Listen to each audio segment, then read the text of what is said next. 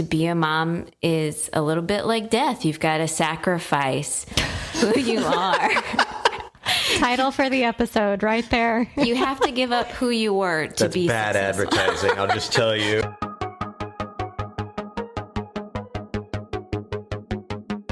Well, hello, everyone, and welcome to the Bible Geeks podcast. This is episode 21. I'm Brian Sheely. I'm Sherilyn Sheely. I'm Ryan Joy. And I'm Adrian Joy. And thanks so much, everyone, for tuning in. This is a very special episode, and we have somehow managed to convince our wives to be on the show. So thank you to Sherilyn and Adrian for being with us. Thanks for having us. Thanks for having us. So we're going to be talking on this episode about comparison, problems that come about when we compare ourselves to other people, or the way that we deal with feeling like we're being compared to. But before we get into that conversation, we're going to kick off the episode with a Jesus Said segment. And this time it's coming from Adrian. All right, I got it. It's from Matthew 6, verses 31 through 34. Therefore, do not be anxious, saying, what shall we eat? Or what shall we drink? Or what shall we wear? For the Gentiles seek after these things, and your heavenly Father knows that you need them all. But seek first the kingdom of God and his righteousness, and all these things will be added to you. Therefore, do not be anxious about tomorrow, for tomorrow will be anxious for itself. Sufficient for the day is its own trouble. What do you guys think? You know me too well. I need to have this scripture plastered to my forehead every day. Anxiety and I are best friends. I think you know that. I think that's kind of true for most women, would say that that's just always playing in the back of their heads of, what about tomorrow? What am I going to do? What am I going to make for dinner? What are we going to eat? That's just the common thread in the back of my head. But sometimes you can plan and look to the future to your own detriment, right? Mm-hmm. Like with this verse specifically, what is your priority? I mean, I can spend a lot of time worrying about what we're going to eat, what we're going to wear, what we're going to be doing tomorrow, but verse 33, but seek first the kingdom of God and his righteousness. So everything I'm doing and everything I'm focusing on needs to be prioritized by that whole idea of seeking God first. As a parent of small children, I'm sure you guys, all of us can agree, sufficient for the day is its own trouble. Amen, Jesus. Amen. And the idea that tomorrow gets anxious for itself, tomorrow is going to be worrying all on its own without you doing the worrying for it. Right. I think it's interesting how it shows us the difference between us as Christians and the Gentiles. It's saying we should not be like them. That's a distinction. If we're seeking after those things, we've already pulled ourselves away from being like Christ. We're being more like the world and the Gentiles, which is said in other parts of this book, that we don't want to be like the world. We want to be imitators of Christ. Before this, he's just gotten done talking about how you can look to these other examples of the lilies of the field and all of these birds and the grass and all the things that God takes care of. And you see how much he's taken care of them. And we are certainly more worthy than those things. And if he takes care of those small things, he should take care of us because he loves us so much. Do you think sometimes we kind of have this forgetful nature about how much God has taken care of us in the past? Absolutely. I think that I'm always being reminded of it when I talk to someone else about my anxieties. And I go to Ryan and I say, I'm really anxious about this. I'm really worried. And he's like, okay, did he take care of you last time? What happened last time a situation similar was going on? Did God forget about you? Like, no. Okay, well, what are you going to do? And I think that part of seeking first is to talk to him, to pray to him. What's worse than forgetting that God has taken care of us is thinking God has forgotten that we need these things. And so Jesus also reminds us of that part, like, oh, you need clothes. You need to eat today. I meant to get Adrian and Ryan some groceries this week, but God remembers what we need. It didn't slip his mind, Jesus says. Your prayers are not reminding him. He doesn't have a list keeping track of it. He knows what you need. You will receive what you need.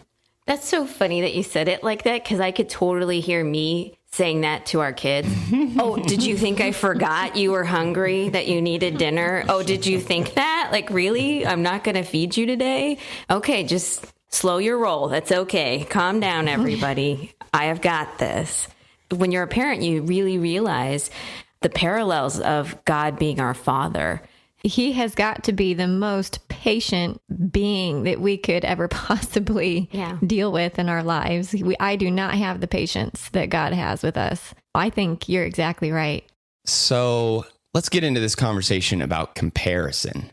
Have you ever felt the pressure of comparison, that you were being compared to by other people, or that maybe you were tempted to compare yourself to other people? Never. I think that with the coming of Facebook, it just makes it extremely easy to do every single day when you go on there and see a picture of, oh, we went to the zoo or the museum, or look how smart my kids are. And you're like, oh, my kids aren't at that stage of reading yet. They're not at that stage of learning or behavior, or look, all of their hair is combed and they look actually groomed. Wow. What would that be like all at the same time? So I think, yeah, absolutely. I think that comparison is just a ripe fruit on a tree to pick every single day. Mm-hmm. And I don't think that it's necessarily in my situation. I don't feel like anyone is doing that to me. I'm the one doing it. I am.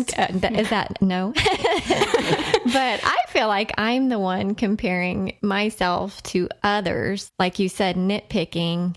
Like, my family doesn't have pictures like that. Why can't my family have pictures like that? Mm-hmm. Those kinds of things. And yeah, super dangerous. Do you want to tell the story about the lawn?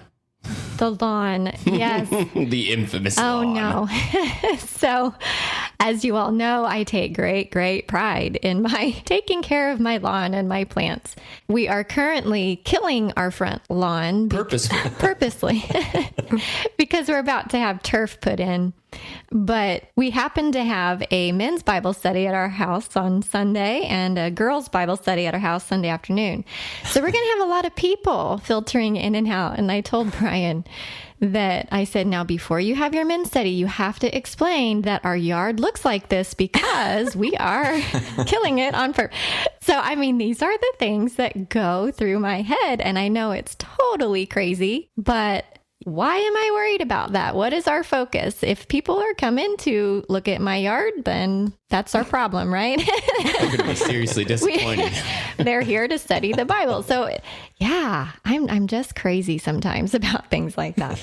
I think the thing that most moms here deal with is the whether or not to do homeschool or public school, and what that says about you as a mom. I can't help feeling that I am not good enough where I am right now because my kids aren't in homeschool. I can't do it. I feel completely overwhelmed with 2 little babies at home to feel like I could keep up with the demands of teaching my kids how to read and write, which is stuff that really requires personal attention. But I still feel that way, that I've made the wrong decision, or if I were better, I would be having them homeschooled. And that's really hard to deal with. Probably half of the congregation here homeschool, and that was something that we did the first year. And so we prayed about it a lot. We like the idea of homeschooling in some ways. We like a lot of things about public school, and it has been so the best thing for us for so many reasons. I think it's a disconnect between logic and emotion, and you have to bring the logic back in. Of course, a nursing mom and a runaround toddler,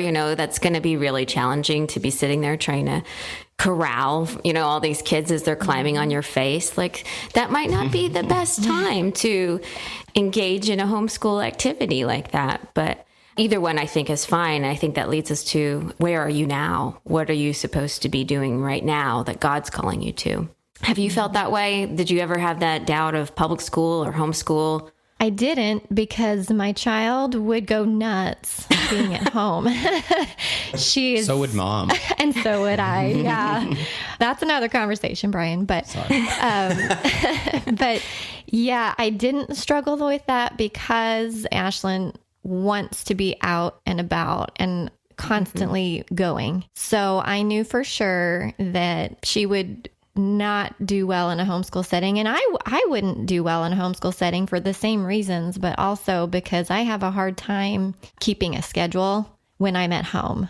I feel like I do much better when I have somewhere I have to be or somewhere she has to be outside of the house. So I would not get a lot done, probably for different reasons than you, but I never thought that it would be the right situation for her. And I think that whole conversation about public education versus homeschool education really depends on the family, and it depends on the kids.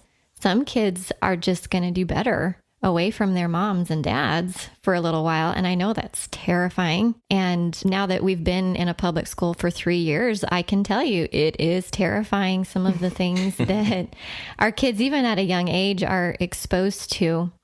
But if you decide to use those moments as teaching moments, it can be a really valuable experience, even for a 7 or 8-year-old. Learning how to be around kids who might have different beliefs than you or different abilities than you, and learning that you're not the best at everything. There's always going to be someone better than you at something. So for us, it was not even a discussion, but I definitely understand your pull. But you said you tried it for a year, right? Yeah, actually, I think it was I would say a couple years, but at that age, at like 3, 4, 5, you're able to make anything homeschool. It's when you have to start reading and writing and practice phonics that you're like, ooh, we didn't cover that at all today. Okay. Yeah. We'll come back to it tomorrow, full force. Oh, we didn't do it today either. So that was the hard part, was coming to that decision. But I think that you're right. It's per kid, it's per family, per situation. Anna would do great at public school. She came back like a whiz at reading now. And I don't think that could have happened with our personalities together. But I think Asher would be fine. But then again, I don't think I would be fine with him running around the house all day, waking up the babies during nap time. So, give and take. I do wonder, Sherilyn, about a different topic that might be closer to you guys, which is being a stay-at-home mom versus a working outside the home mom. Was that a place where you felt any type of comparison from people or yourself? Comparison, no. I'll start with this. I have been blessed to have the perfect job for our family because I'm at Ashland School. I'm not quite full-time. Right now, I'm just doing an instructional assistant position, so I don't have to go to meetings. I don't have to do all that after school stuff, grading, all of that I don't have to worry about. So luckily, I've put myself in a situation where I can be out of the house, I can earn a little bit of money and not be so strapped for time and attached to that job. But I will tell you that now that I've worked for 3 years, the comparison, I didn't really feel like I needed to work. Like people were looking at me like she needs to go do something with her time now. I didn't feel that at all. But now that I am working, I feel like I'm missing out on something. And again, I don't think that's anybody looking at me and comparing, but I see friends doing things together who have younger kids still at home, or, I wish I could be doing that right now. So I wouldn't call it regret, but I definitely feel like I miss out on things and compare my crazy schedule to other people's crazy schedule. I wish that sometimes I could be in on those lunch dates or those play dates, Yeah. But when you look at the other side of it, I get to be at Ashland School and I get to see who she's friends with ever so often, and I get to see her play and I get to know the teachers. So it definitely has its advantages. What about you? How do you feel about staying at home all the time? Do you ever feel like you could run away and get a job? Oh boy. I'm a homebody to begin with, so I love being at home. It's just a little trickier when everybody's at home at the same time, that I start to feel like I'm climbing the walls a little bit. And Ryan has combated that. Every Monday, he tries to give me 2 hours, 100% alone, take all 4 kids out of the house. And I've taken up watercolor, and that's just been my refreshing time, a chance for me to become myself again, become a human instead of a mom or a wife. And that's been nourishing for me. But I loved high school teaching, being a high school teacher, and I loved the ability to tell people what to do, and they would actually mostly listen, or their grade was affected. And they obey? Yeah, I wasn't like repeating myself as much in the same way that I do now, but I don't think I would get the satisfaction that I get from being a stay-at-home mom. Like you said, knowing what your kids are doing, knowing what they're learning for the most part. I do feel like I have to justify my time a lot because it's not the same as getting a paycheck. So if I'm home, I feel like I need to prove myself. So when Ryan comes home, I give him like the laundry list of every single thing that I've done, as if he actually cares to know. He knows I'm running the house. He knows I've got this. Right. But I feel that need to justify my time. Right. And probably that is an idea of comparison. Is my time worth being here or not? Yeah. Am I contributing as much as my husband is contributing? Yes. I know that's something that I felt like when I was home for 5 years with Ashlyn. And I know that was something that crossed my mind occasionally. And I did the same thing. I would give the list of things that this is what I did today. Look what I did. I'm so great. Look, please tell me I'm great, Brian. Because you are, when you're home with little ones, your world becomes kind of small. And the things that you see and the things that you fuss about and worry about, when I try to talk to Brian about that, he's been out and working, and in my mind, it seems so small and trivial. And to him, why am I telling him about these things? He doesn't care about how I wiped the toilet today. That's not a big deal. But I definitely can see what you're saying. Do you feel like sometimes there is a push within the church even to stay at home with kids, or judgment there if you choose not to stay at home with children? That's a good question. I think most of the people here kind of do what you do. Like one of our ladies, she has teenage sons, but she works at their cafeteria, so she gets to see them. But a lot of moms, I think, are fortunate to stay home. I don't know, maybe that's just my circle of friends that I see that. A lot of them are homeschoolers. I think the bigger thing that I have in the back of my head is being the preacher's wife. That is a lot of unspoken internal judgment of people thinking, I don't know, I think that they're thinking, she should be at this event. Why aren't they here? Why aren't they going to this ladies' Bible study today? Yeah. People are very, very kind here, so I don't want to say that they've said anything to me, but it is that idea in the back of my mind of, am I doing what is best, or is there a different option? Is this the right time? Those are constant questions I'm always asking myself. What is it time for right now? And can I give myself that grace right now? And sometimes I'm really hard on myself, and sometimes I think I've got a pretty good handle on it, but that changes day to day.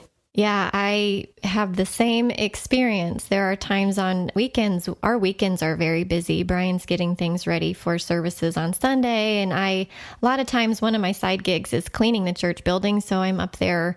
The only time I have to clean the church building is Saturday. So our Saturdays are full and busy. And sometimes the only time that we have together is a Saturday night or a Sunday night. And that's when a lot of things happen, when a lot of get-togethers happen and a lot of, like you said, Bible studies happen. And I hear you. There are times that I just have to say no. This is time that I need to spend with my family. And I definitely have the thought in the back of my mind that people are saying, where are the Sheelys? Where is Shirley?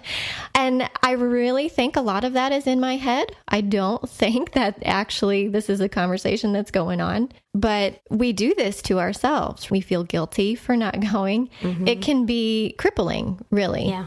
If you wallow in that guilt and you wallow in the thoughts that people might be judging you, it can really just change your attitude in a not very good way. It reminds me of the story of Hannah from 1 Samuel, where she really wanted a child, but she couldn't have one. And this was a weird situation, back in the Old Testament, where her husband also had another wife who was having babies like there was no tomorrow. And she is in this rivalry with this other wife, and she is causing her attitude to just completely change. She shut down. She stopped eating. And when she comes to her husband, he says, am I not worth more than 10 sons? And I think her answer is like, nope. No, you are not. I think it's pretty natural just to see these people who have things around us but then not have that same thing and want it and desire it. There's not a whole lot of people doing homeschool here. So I don't think we have as much of a pull as that might be somewhere else. But I do know, like for us, having one child, that is something that I think we've kind of dealt with in our own lives is like, well, we have one child, but here are these other people who have 2, 3, 4, 5 kids. And that feeling of like, are we really parents because we only have Yes. one child? I know we are, Definitely. Yeah, the having one child, that was not in our plans. We always wanted to have more. How do you get to that point of contentment and of not comparing yourself to other families who have 2 and 3 and 4 kids? It's a challenge for us, for sure. It's funny how so much of our comparison, we talk about it like it's comparison to others, and a lot of times it is. But a lot of times for us, it's comparison to our own imaginary standards, And so, like you said, you had a particular plan and God had a different plan. So, how do you argue with that? And we had that same experience with, like every decision, especially when you're a first time parent, you are going to do it like, not like those other people. You're going to do it the right way,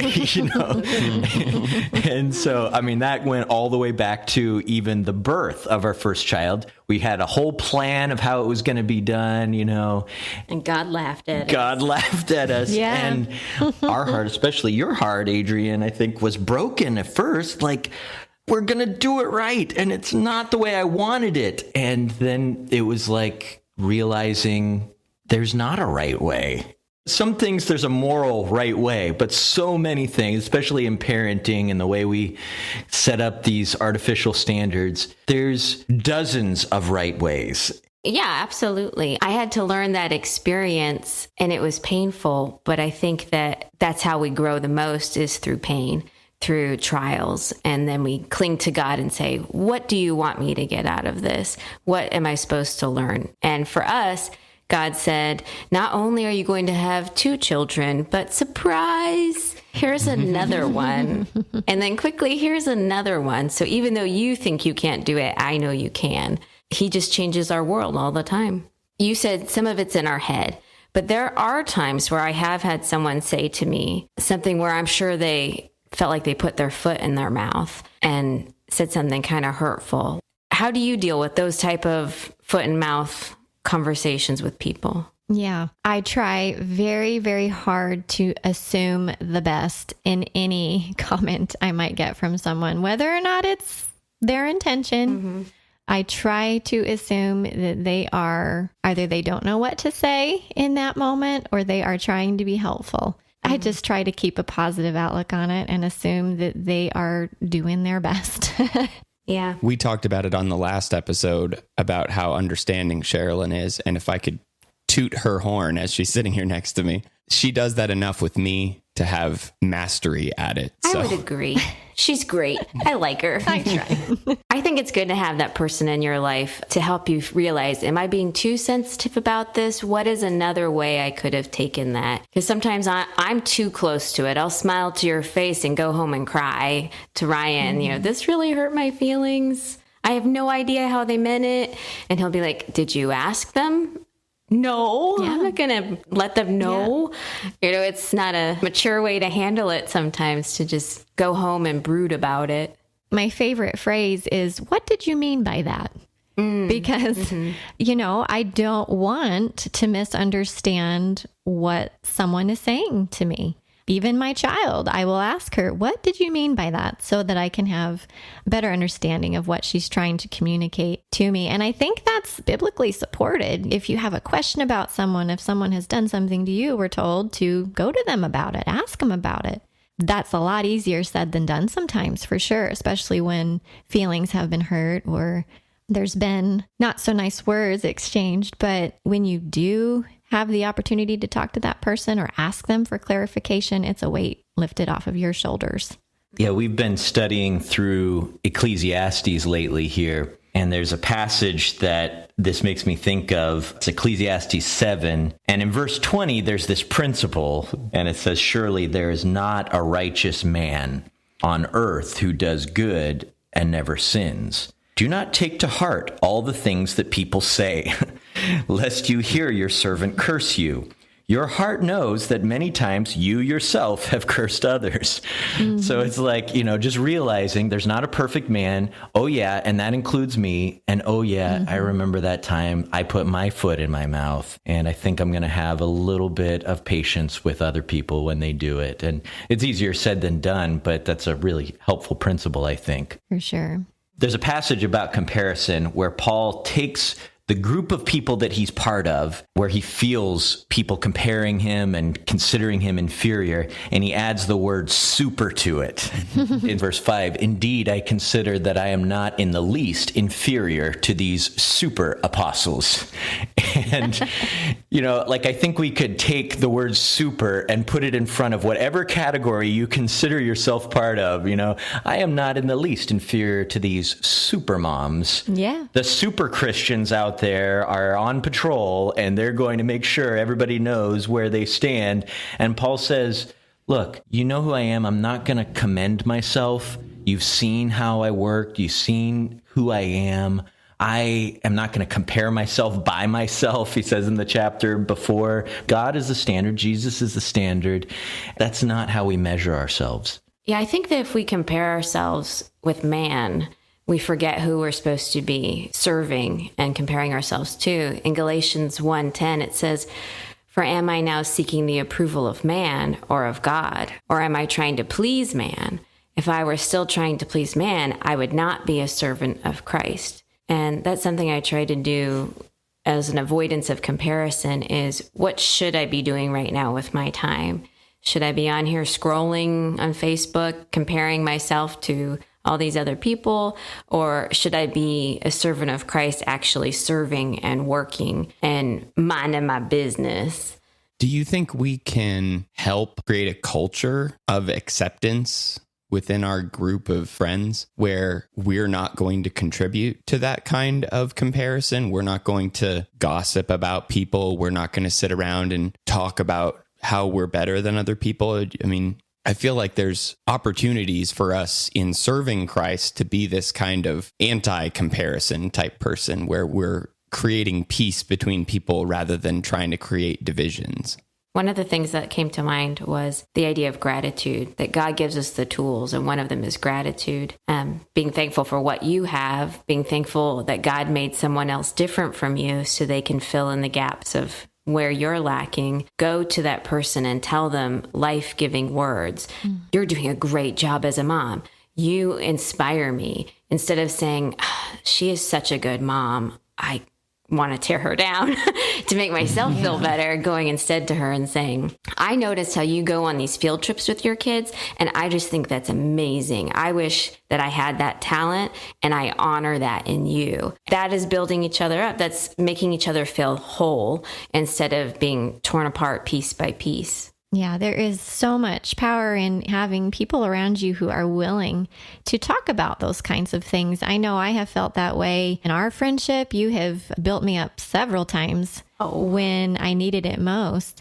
And there is a lot of power in surrounding yourself with people who are builders, who don't relish in tearing people down, tearing you down, but are willing to talk about it and share those things that they appreciate about you and positively reinforcing those good deeds that you see. It's so small, but so powerful. I 100% agree. I think gratitude is one, appreciation is another tool. The other one is just being in the Word all the time, letting the Word dwell in us. I try to have a podcast that I go to besides your guys' amazing podcast. I listen to one called Mom on Purpose by Jess Connell. I went through that like in a heartbeat. There's only a few episodes. Every day I came out with something to work on. I also like the YouVersion devotionals. There's a lady called Lisa Tikursky. I'm probably saying that wrong, but she tells it to you straight and is like, get on it, woman. So just being in the Word, having that connection to God, I think helps to refocus our world onto seeking first, to go back to the Jesus said, to seek first the kingdom of God, to pull us away from that desire of comparison. Right. One of my favorite verses, and this happens to be Ashlyn's favorite verse as well, is Philippians 4:8. And it says, finally, brothers, whatever is true, whatever is honorable, whatever is just, whatever is pure, whatever is lovely, whatever is commendable, if there is any excellence, if there is anything worthy of praise, think about these things. So if we're filling our lives with these things, there will not be room for the negativity that can sneak in sometimes. Focus on the good things. Focus on what God has done for us and our family. Focus on what God is doing for others. And really try to keep those positive things in my mind and not let those doubts and those comparisons and the anxieties creep in, because there's no room for them when I'm focused on those things. Ooh, that's good. I like that. There's no room for them. Right. I'm going to have to push that in my vocabulary. There is no room for that right now. No room for that. Ain't nobody got time for that. I do think comparison is the thief of joy, that you lose your joy when you're thinking only on the negative. So that's great. Do you think, too, when, especially being the parents of daughters, do you think this is something that little girls grow up when you all were young? Was this something that you guys struggled with? No, not one bit. I think it is in our makeup as girls and eventually young ladies and women to be this way. God gave us that desire to want to be pretty and to want to do good things, but sometimes we can take it a little too far. And I think absolutely thinking about Ashlyn growing up, she's not quite there yet, but pretty soon she's going to start seeing the magazines and the things that are in commercials and on TV and her friends at school. And absolutely, you do start to compare. Well, look, she's wearing mascara today. My mom doesn't let me wear mascara yet. That was a conversation we had, by the way, when I was a kid. But I think for sure that this is a challenge, and even more so today, because we do have social media, and it scares me to death to think how some of the kids are affected greatly by what they see on social media and in comparing themselves to other kids. Their brains aren't ready for that. I don't think our brains are ready for that either, but especially, developing brains, they're not ready to process what's real and what's not. Yeah, it terrifies me. What about you, Adrian? Oh, she was a teenager. Anna was a teenager before she hit like 3 years old, and with her eye rolls and her, when do I get a cell phone? You don't. You don't need a cell phone. Other people have this. Does that mean I get to have that? No. Well, what if we were rich? If we were rich, would I get to have that? Would I get to have a maid do my chores? No, you would still have to do your chores. Why? Because there are principles I want you to understand. There are character traits I want you to have, that this is why we do the things we do. It's not without purpose. I brought up something with Ryan on the car right here when I was listening to your podcast from before, that he said, yeah, our vacation was great. And I was like, oh, so is that how we're presenting it? And he was like, well, I didn't need to get into everything. I was like, so you're not going to tell people that pretty much everyone had the stomach flu? That you were vomiting the whole time? Yeah. It's that idea of the things you don't see. Yes, we went on vacation, and yes, it was still great. But yes, we also had the stomach flu, so you probably don't want our vacation. Ryan, I think you just got called out, man. Yeah, I got corrected there. It was a wonderful vacation. It was. We got to be together. If you guys want more details about the vomiting, we can go into that, though. No. I think, though, it is really an important point to know that all this stuff on Facebook and social media and anything that we portray, like, nobody wants to talk about all the bad stuff that's going on. They just want to put out there the good stuff that's going on. And we've kind of created a culture maybe of unreal expectations just by only highlighting the positive. We're doing a Bible study with some of the girls here. We meet with the middle school and high school aged girls about once a month. And right now we're reading a book called Backwards Beauty by Jesse Manassian, I think is how you pronounce it. But the book is called Backwards Beauty, How to Feel Ugly in 10 Simple Steps. Oh. Yeah. And each chapter starts with basically a lie that we tell ourselves. It's really been helpful to, first of all, read it for myself, because I get a lot out of it, because I am, even now at 38 years old, still struggling with some of these You just things. told people your age. I know. But, I mean, I've been around a long time and I'm still having issues with some of these things. One of the things we talked about in our last study was exactly what Brian was talking about with looking at social media or pictures that we see in advertisements and everything looks so perfect. Mm-hmm. And we spend so much time and money and effort in getting this perfect look. They call it the look in this chapter. Mm-hmm. And there are so many better ways to spend our time and our money and our effort. And coming to embrace that is really hard. My sister got me a subscription for People magazine, and I was looking through the back of it, and it shows all these moms who have just had babies, and here's how they got their body back. And I'm like, okay. Looking in the mirror, I don't look like that. I don't look like anywhere near having my body back, but I don't think I'm supposed to, is what I'm trying to embrace, that to be a mom is a little bit like death. You've got to sacrifice who you are. Title for the episode right there. You have to give up who you were to be bad successful. advertising, I'll just tell you. You have to have death to be a Christian also. You die to self and you take on what's more important than the outward appearance. And I know that the people who matter to me most don't care about my outward appearance or how much money I make or how educated I am or my kids are. That what matters to them is who I am and my soul and my impact that I can make on the world in service to God. And we talked about that in our study with the girls, is what is your intention for dressing the way you're dressing, doing what you're doing? Because there's nothing wrong with spending money on makeup. That's not what we were saying. But, what is your intention behind wearing something that might questionably be modest or immodest?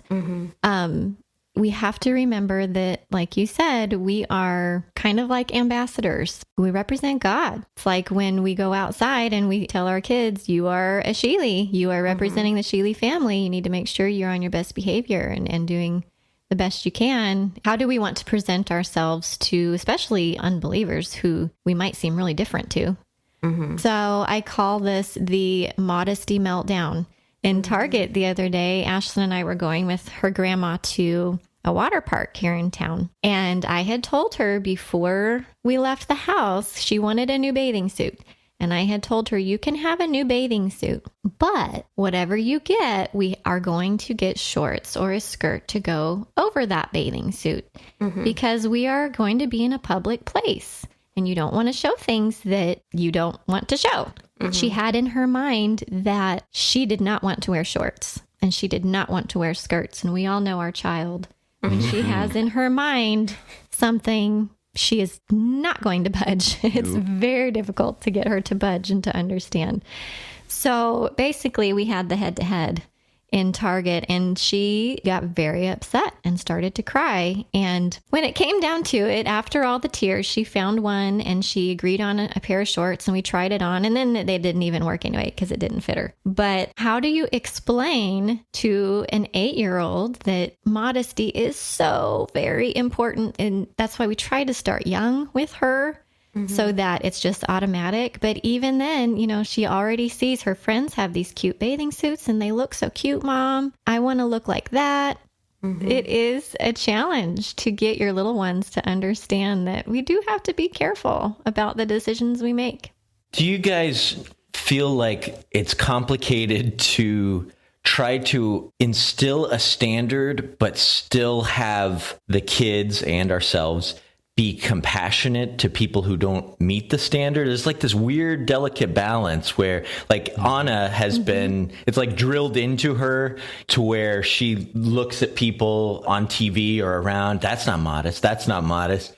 And it's like, okay, I'm glad you know, but like we don't want our whole life to be consumed with looking at other people and judging them, and comparing them and just that's delicate for us. And then that just gets highlighted in how complicated. How do you deal with that when you're teaching kids this kind of balance? I have no idea. I have an idea about that. It doesn't always work. But one thing I say is their mother must have not told them what to wear that day. Or they must not listen to their mother like they should, is what I usually say about something like that. But also, everybody in the world does things that God doesn't want them to do. And we're all trying to keep doing what's right. And so it's up to us to shine God's light and his love and explain those things to those people. So let's have compassion and show grace to them, rather than pointing it out to them as if that's all that they are, is this thing that they do or this thing that they wear, because we know that they're more than that. Yeah. Everybody makes mistakes. We all are going to do things that we regret. And that is included in your bathing suit choice for the day. I think that's the title for the episode, your bathing suit choice for the day. All right, so let's get into the challenge for this week. Sherilyn, let's hear the challenge. Just from personal experience, we've received a few cards from some people who you wouldn't even really expect to hear from, that were just saying thank you for your hard work. And we know that we notice, we see it, we know it's happening even behind the scenes. So I think that would be a really good challenge, to reach out to someone that you don't know really well. Challenge yourself to reach out to them and look for something positive that they're doing. I think that's a good one. Mm-hmm. Well, thank you guys for being with us. The four of us together again. The way it should be. Yes. The only thing missing is spaghetti. Oh, I'm hungry now. All right, everyone. Thank you so much for tuning into the Bible Geeks podcast. You can find us on our website at BibleGeeks.fm. We'll have links to some of the things that we talked about in our show notes. You can go to BibleGeeks.fm/21. You can also follow along with us on social media. We are /the Bible Geeks wherever you might find us. And until next week, everyone, may the Lord bless you and keep you. Shalom. Thank you, ladies and gentlemen. Bye.